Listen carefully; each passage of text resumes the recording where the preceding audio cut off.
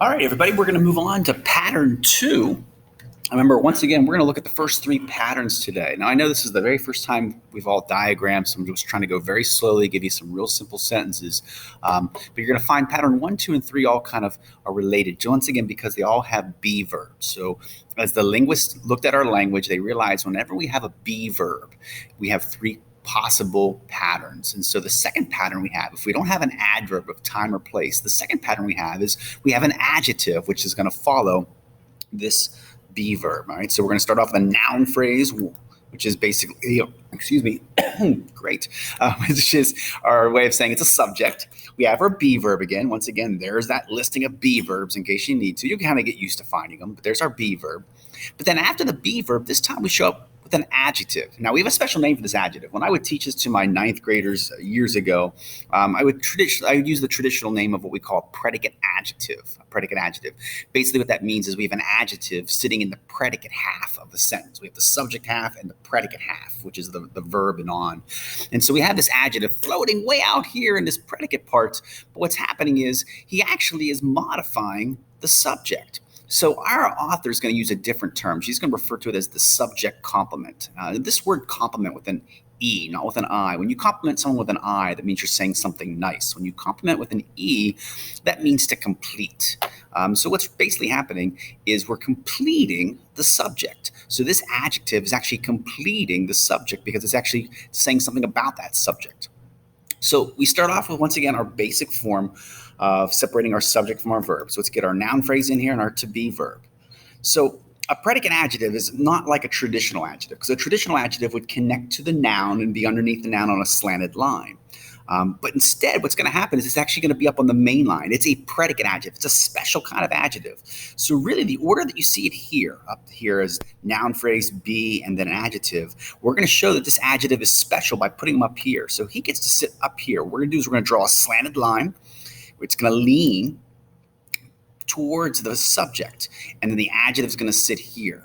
What the slanted line is doing for us, because it's really, really important as we kind of differentiate between a slanted line, and a little later we're going to take on straight lines. Not today, but as we get into patterns 7 through 10, we'll take on straight lines. But the slanted line's kind of telling me 2 things. One is it's my way of letting me know this is a be verb with the slanted line, but the reason it's slanted in this direction is basically what's happening is it's pointing back. Imagine this guy's kind of pointing back to the subject, kind of saying this adjective is describing the subject.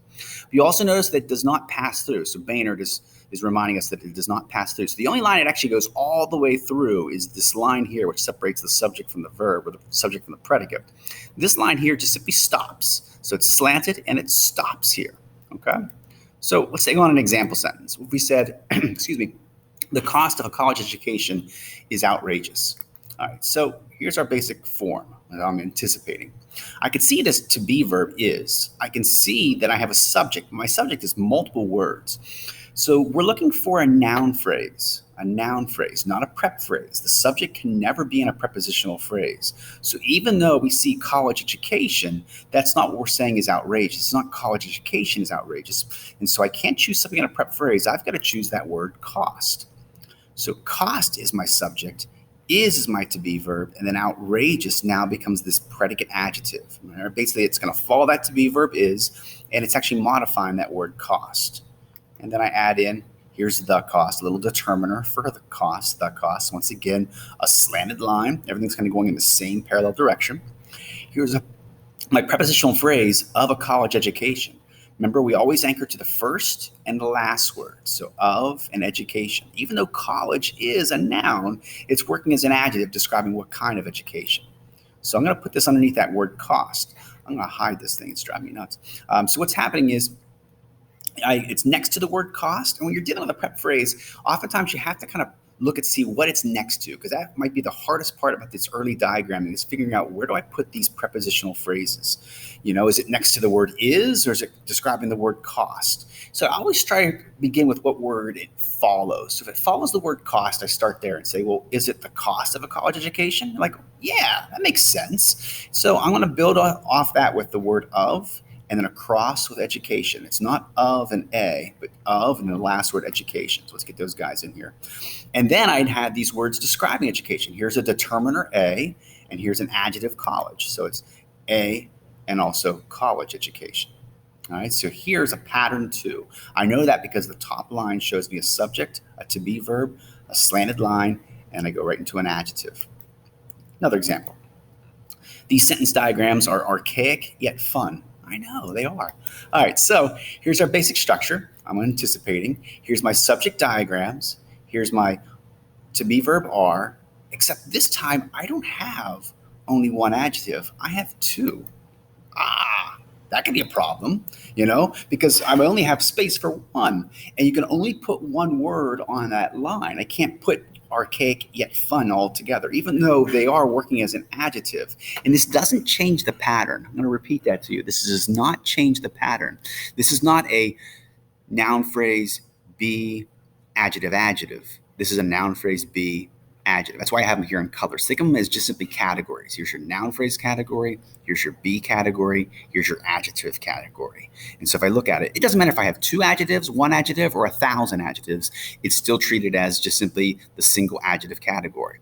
But when I diagram it, I've got to fit it all on this space. So anytime I have more than one of something, I've got to take that line and I have to split it.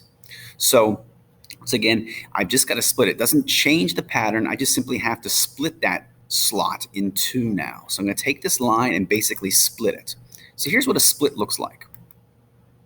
A split's going to take that line and it's going to basically open it up so that I have room up here for one and I have room down here for one. So basically what I've done is I've taken that line and I've split it in half. So here I'm still going to put these on a flat line. So here's the flat line for archaic. Here's the flat line for fun. All right, so let's get those there on there. But the thing is, in order for me to split something, I've got to join it together, and that's where our conjunction comes from. Remember, we have conjunctions, and those are going to join 2 parts of speech that are the same, 2 nouns, 2 verbs, in this case, 2 adjectives. So in diagramming, what I'm going to do is I'm going to show how to actually connect that by taking the 2 points where it actually splits. And I'm going to make it's almost going to form like a little nice little triangle. But instead of having a solid line, the conjunction is always going to be on a dotted line. So we're going to split this. We're going to join it with yet on a dashed or a dotted line. I call them dotted line, but I guess it's really a dashed line. And so here's this little dashed line in between there. And then the conjunction gets to sit in here. So now you're physically going to have to take your paper and twist it to the side and actually write that word yet, unless you're good at sideways handwriting. This is fine until you get to some really long conjunctions like not only but also or neither nor. You got to squeeze them all in here. But the grammar gods are okay if you get a little, you have to abbreviate. But I have enough room to put the word yet in here. So now I just simply have these 2 adjectives left over. These are regular adjectives. These are your predicate adjectives. That's the difference. Regular adjectives are right next to the noun. The predicate adjectives are way out here, but even though they're way out here, they're still describing the word diagrams. It's these diagrams. They are sentence diagrams. They're archaic diagrams. They're fun diagrams. It's just the way the sentence is written that these adjectives get to sit all the way out here in the predicate adjective position. Another example. Many of the field hockey players were out of shape. Oh, this is a good one. You're going to like this one. All right. So I can see once again by the colors, I can see my subject, which is many of the field hockey players. Here's my to-be verb were. And then here's my adjective, except it's not a literal adjective. Remember, it has to be adjectival. It's not going to necessarily always going to be an adjective. And so in this case, out of shape is not really an adjective as much as it really is a prepositional phrase, which is like an adjective, and that's going to make it look a little different. So this is going to make your heads turn and spin a little bit. So first off, let's build our structure. And I know that I have to find my subject. And even though I know it's so tempting to put the word players as your subject because you're saying the players are out of shape or the players were out of shape. Players, can you all see that players is in a prepositional phrase of the field hockey players, which means it is off limits. I can't choose a prep phrase. I have to use a noun phrase. So as lame as it is, I can't choose those 5 words. I've got to use the word many. So many has to be my subject. Thank you, Brainerd, for the reminder right there, buddy. All right. So we can't choose players. We have to choose many. Here's our verb were. And now we've got to get an adjective in here. Now, the problem's going to be, I'm sorry, going out of order. Let's fill in this prep phrase, and we'll take on out of shape at the very end. So here's our prep phrase, first word and last word. So of all the way to players, first and last word. So of and players, we have the players, and then we have hockey players. But what do you do with the word field? Now, normally, each of those words would all get their own little individual line. It's the players, field players, hockey players. But something didn't sound right. It did not sound right to say they're field players. They're not field players.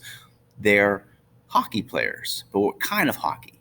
Ice hockey, street hockey, field hockey. And because they're field hockey, what I want to show is I want to show that field is not touching the word players. In diagramming, the lines connect back to the word it actually is related to or describing. So in this case, field isn't describing the players. Field is describing the type of hockey. So what I want to do is I want to build this word field off the word hockey. And so I have to make sure that field touches hockey. I want to make sure it's in the same parallel angle as well. So I just simply can't like sort of butt something off the side here. So what I'm going to do is I'm going to come out and over. This is what it's going to look like. All right, so it's going to look like this. It's going to come out and then down, and now they're all still in the same parallel, but now I'm showing that field is only touching hockey. It's hockey players, but they're field hockey players. All right, so I can say they're players, hockey players, but they're field hockey players. That's the first of two things that are tricky on this. That's not what's going to make your head spin. This is the next part that's going to make your head spin. I know if you thought that was bad, here it comes. All right. Last part is this out of shape thing. Out of shape, I'm not sure what happened there. My color just changed. We'll just go with it. All right. So out of shape is trying to work like an adjective. All right. So what's happening is it's an idiom. Remember we talked about idioms. Idioms are a figure of speech. So they're not literally out of shape as in like a place. If I said, hey, get out of the pool, you would literally get out of the pool. You're not literally getting out of a shape. What's happening is it's an idiom. It's a figure of speech. It's a way of saying the word unfit. If I had the word unfit, we'd put the word unfit perfectly right here. But I'm not sure what's happening down here. But it's not the word unfit. It is out of shape. So what I have to do is I have to make it look like a prep phrase. So to diagram it like it is, we're going to diagram it like a prepositional phrase, but we're going to set it in the position of this predicate adjective. So what he's telling us here is he's saying you have to then, anytime you have more than one word trying to fit into a space, so out of shape is all trying to do the job of one single adjective. When I have more than one word all grouping together collectively trying to do one single job, we're going to build what we call a diagram tree. So a diagram tree has a triangle base and then it has a tree trunk or a stem. Okay, so it kind of looks like this. So now I can build this tree trunk. And once I build a tree trunk, now I can put multiple words on that tree trunk is my way of saying, hey, collectively, all of this is all basically supporting or equaling a single adjective. But up here, it's my only way of putting multiple words. So when I get up here, I've got to figure out, why did you build a tree trunk? What is the grouping of words you're trying to put up there? And this time I'm trying to put a prepositional phrase, a grouping of words into this one single spot. So when I come up here, build it like a prep phrase. So my prep phrase should come down with a preposition. This is the preposition out of. Out of is my preposition. Right? So it's what we call a phrasal preposition where certain ones come together. So out of is all together. And then shape comes across. And so these will happen occasionally. And right now, early on, we have a few times we're going to have to build a tree. As we progress into Unit 3 and beyond, almost everything we have shows up on trees just because it's just the way that we naturally write in English. We make really complex structures. And so this is just an introduction into it. That was something else. I told you it was a tough one. All right. So I'm going to pause. I'm going to let you, if you want to, I need you to maybe try practicing a little bit of pattern 2 or just simply like solidify those notes before we go on to pattern 3. Okay.